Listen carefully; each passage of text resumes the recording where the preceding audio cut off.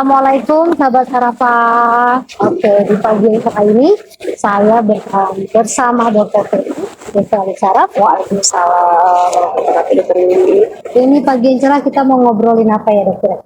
Kalau pagi ini kan kita udah mandi vitamin D ya. Bener dok. Mungkin kita ngobrol apa ya? Nah, gimana kalau seputar mitos aja dok ya? Karena boleh, berhubung boleh. banyak seliweran mitos nih dok. Biar kita lurusin Iya, gitu ya. benar nggak Iya, gini? Apa tidak? Salah satunya mungkin nih dok, di rumah misalnya ada tiba-tiba keluarga pingsan dok, nggak sadarkan diri. Nah Apa yang biasanya benar dok. Terus biasanya kadang ada beberapa nih dari tetangga, oh tusuk tuh pakai jarum tangan atau kakinya. Iya. Terus gimana tuh dok pendapatnya dok? Iya. Ya benar dokter. Jadi banyak sekali mitos seputar kesehatan ya. Kalau di bidang kita kan di bidang neurologi itu paling banyak kasus kita stroke. Jadi salah satu gejala dari stroke ya termasuk pingsan mendadak. Walaupun sebenarnya penyebab pingsan banyak ya. Cuma kalau kita soroti stroke-nya, memang paling banyak mitos itu saat serangan mau pingsan, mau mencong mulutnya, dia lakukan tusuk jarum gitu ya. Maksud saya juga dulu kan kita pernah awam ya dok. Kita pikir ya juga ya, tusuk jarum supaya aliran lancar. Tapi ternyata itu mitos. Nggak benar karena kenapa? Kalau emang karena stroke, emang ada sumbatan misalnya di otak. Nyumbatnya di otak dok. Jadi nyumbatnya bukan di pembuluh darah di ujung-ujung. Jadi harusnya aliran darahnya lari ke otak karena kita tusuk-tusuk, akhirnya malah larinya ke tempat lain dan juga malah bikin jadi infeksi gitu. Terus juga kalau pingsan sering dikasih minum langsung. Gitu. Tiba-tiba langsung disuruh minum. Iya. Sebenarnya kalau pingsannya di sekolah karena upacara udah gitu nggak sarapan, namanya hipoglikemi gitu ya emang dikasih minum teh manis dia langsung seger. Cuma kalau di rumah atau di tempat lain yang itu adalah gejala stroke, itu jangan banget. Jadi mendingan nggak usah diapa-apain, langsung bawa ke rumah sakit. Kenapa? Saat awal fase akut dari serangan stroke terjadi kelumpuhan pada beberapa otot, termasuk juga otot-otot menelan. Jadi harusnya air minumnya masuknya ke kerongkongan, malah masuknya ke tenggorokan. Jadinya dia masuk ke saluran nafas, malah bikin susah nafas, infeksi, dan malah bisa menyebabkan kematian. Jadi hati-hati banget ya teman-teman. Jadi bahaya ya dok ya, ketidaktahuan itu menjadi bukan malah mau nolong malah mencederai. Iya. Oke, itu jadi teman-teman itu mitos ya, bukan fakta. Itu mitos ya dok. Kemudian dok, dia apalagi sudah terkena stroke biasanya kan akan meminum obat rutin nih dok. Nah, minum obat rutin mungkin hampir seumur hidupnya, setiap hari kontrol. Dari beberapa tanggapan orang itu kan nggak usah lah minum obat, nanti malah ketergantungan. Kenapa-napa kita kalau minum obat. Nah, itu mitos atau fakta tuh dok? Iya. Nah, ini benar banget ya. Jadi kita kayaknya ngobrolin tentang gosip lah ya. Benar dok. Mitos dan fakta.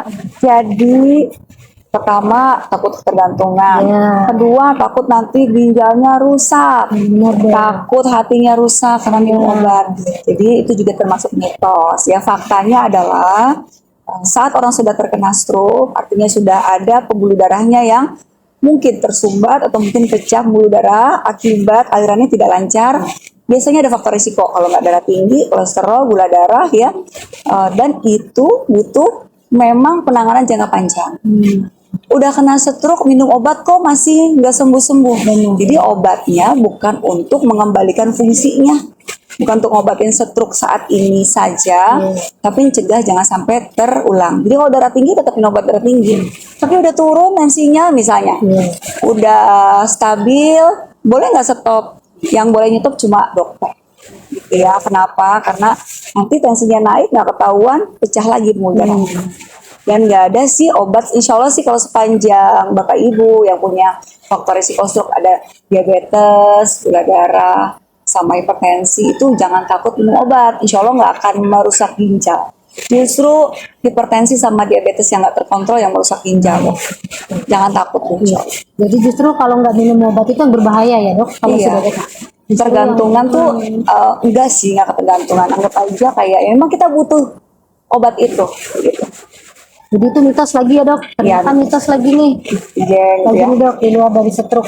Misal ada riwayat epilepsi seseorang, terus tiba-tiba dia kejang nih, katakanlah lagi sekolah tuh dok, biasanya yang menolongin takut karena takutnya ketularan, dibilang kan tiba-tiba temen jatuh kejang tuh dok, biasanya mereka pada takut tuh mau nolong karena takut dibilang nolong tuh nular air liurnya lah, apa yang bikin nular atau apa. Karena rata-rata anak sekolah pasti nggak pada mau deket pas temennya kejang, padahal butuh pertolongan tuh gitu. Gimana nih dok, mitos atau enggak nih itu menular gitu Ya. Jadi epilepsi itu tidak menular ya teman-teman Bapak Ibu. Jadi tidak menular melalui air seni, karena kadang-kadang pada saat kejang dia juga sampai pipis-pipis ya, Iya, bener, tidak tidak menular melalui air liur, karena kadang-kadang dia sampai berbusa. Jadi bantu saja dengan cara melonggarkan pakaian, ya memberi udara, jangan dikerubungin, dan juga nggak usah memasukkan apapun ke dalam mulut. Misalnya nih memasukin sendok, takut nanti lidahnya berdarah gitu ya. Khawatirnya masukin sendok malah membuat luka, cedera di dalam, sendoknya ketelan lagi, misalnya sendok kecil. Jadi maksudnya nolong malah nggak nolong. Tapi jangan takut teman-teman, dan apapun itu segera bawa aja lah ke rumah sakit ya. Bahkan kalau saya bilang nggak usah ke dokter ya, tapi ke rumah sakit gitu. Ke rumah sakit terdekat ya dok, Rumah sakit terdekat. karena Iya. sakitnya butuh pertolongan. Peralatannya juga nggak lengkap kadang ya kalau ke praktek. Saya misalnya lebih baik ke rumah sakit. Jadi teman-teman kalau menemukan hal seperti itu nggak usah takut buat nolongin, kasih bantuan. Iya. Udah mah langsung bawa ke rumah sakit terdekat karena fasilitasnya lebih lengkap, itu butuh. Oke, bicarakan mitos lagi, ini sepertinya lumayan banyak ya udah Iya, mitos. 1, 2, 3 udah ya. 3 mitos kita bahas nih dok. Atau mungkin dokter ada berbagi pengalaman lagi dok mengenai mitos yang beberapa pasien yang dokter hadapin di praktek atau di lingkungan pribadi. Ya sebenarnya banyak sih Bapak Ibu ya, teman-teman ya Dokter Lili. Cuma memang sekarang kita sangat concern, fokus di rumah sakit kita juga fokus untuk masif kita tuh mencegah ya namanya stroke gitu teman-teman. Dulu mitosnya stroke itu penyakit udah usia tua, ternyata sekarang udah muda, udah pada stroke. Pasien kita tuh umur, kalau di rumah sakit sini itu umur 28. Nah, sudah. Rumah sakit tempat lain saya pernah menangani itu 19 tahun. Ya, jadi artinya kita fokus mencari tahu nih, deteksi kita punya faktor risiko stroke apa enggak, dan jangan takut. Kadang-kadang aku takut masalahku ketahuan nanti malah stres itu. Jangan. Jadi kalau bisa kita lakukan cek rutin. Kalau bisa sih ada general check up lah ya, apalagi usia udah 40 tahun ke atas, apakah kita berisiko atau tidak. Kalau ada risikonya kita kendalikan, insya Allah bisa dicegah.